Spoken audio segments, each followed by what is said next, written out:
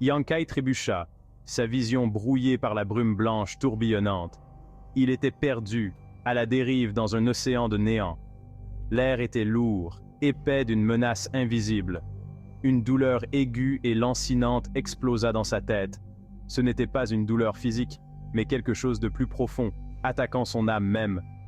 Il haleta, se tenant les tempes, essayant de repousser l'assaut invisible. Chaque pulsation de douleur menaçait de le déchirer de l'intérieur. Il devait s'échapper de cet endroit, trouver un moyen de sortir de cette prison éthérée. Mais la brume s'étendait à l'infini, un labyrinthe sans issue apparente. Les attaques contre son âme s'intensifièrent, chaque vague plus atroce que la précédente. La peur, froide et acérée, commença à ronger les bords de sa résolution. Serait-il piégé ici pour toujours, son âme lentement dévorée par cet ennemi invisible? Il continua d'avancer, poussé par un espoir désespéré de survie. La douleur était incessante, une brûlure intense contre son essence même. Il savait qu'il ne pourrait pas supporter ce tourment plus longtemps. Ses pas vacillèrent, son corps oscillant dangereusement près de s'effondrer. Juste au moment où il se sentait succomber aux ténèbres, une faible chaleur jaillit en lui. Au plus profond de son corps, niché près de son cœur, le lotus réchauffant l'âme palpitait d'une douce chaleur. La chaleur se répandit, un baume apaisant contre l'emprise glaciale de la peur et de la douleur.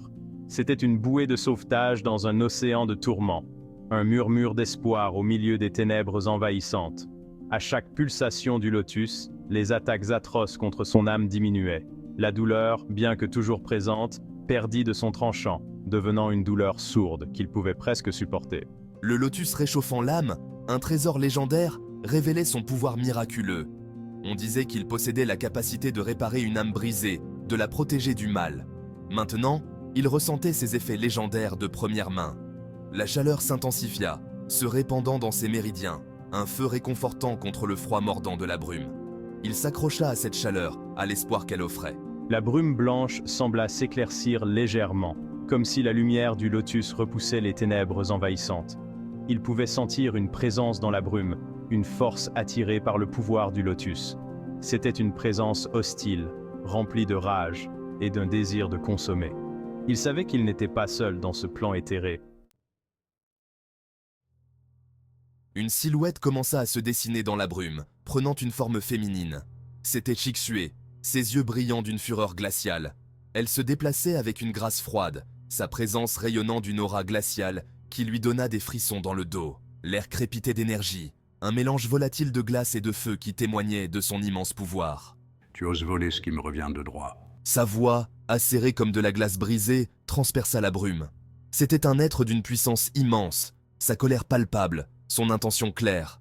Elle le blâmait pour sa situation, pour le chaos qui avait été déclenché. Il voulait s'expliquer, lui dire qu'il n'avait rien volé, que le lotus l'avait choisi. Mais les mots semblaient lui rester en travers de la gorge. Il ne pouvait que regarder, hypnotisé et terrifié, tandis qu'elle levait la main. Une vague d'énergie jaillit d'elle, une vague de pure puissance brute qui le frappa avec la force d'un ouragan. Il fut projeté en arrière, son corps un vulgaire jouet ballotté par une force invisible. La douleur explosa, menaçant de me submerger. Mais à travers le voile de l'agonie, je réalisais quelque chose d'incroyable. Les attaques contre mon âme, alimentées par la rage de Chixue, la renforçaient par inadvertance.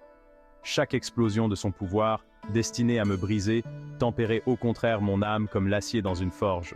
C'était un processus douloureux, atroce au-delà de toute mesure, mais à chaque vague de son pouvoir, je sentais mon âme devenir plus résistante.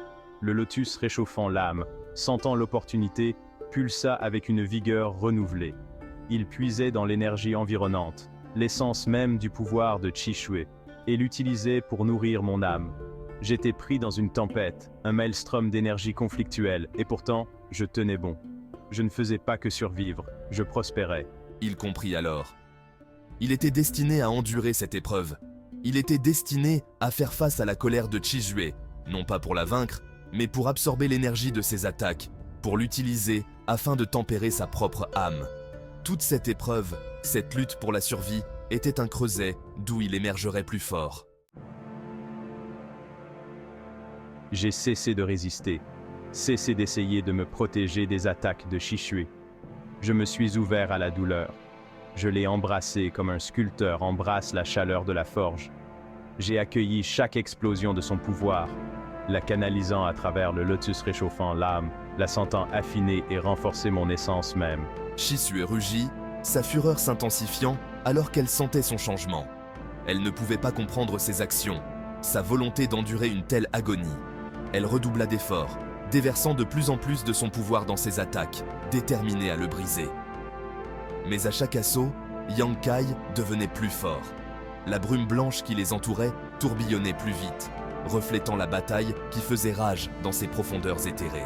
Je n'étais plus le même homme qui avait trébuché dans cet endroit. Je renaissais, forgé à nouveau dans les feux de l'adversité. Je pouvais sentir mon âme s'étendre, se tendre, repousser ses limites précédentes.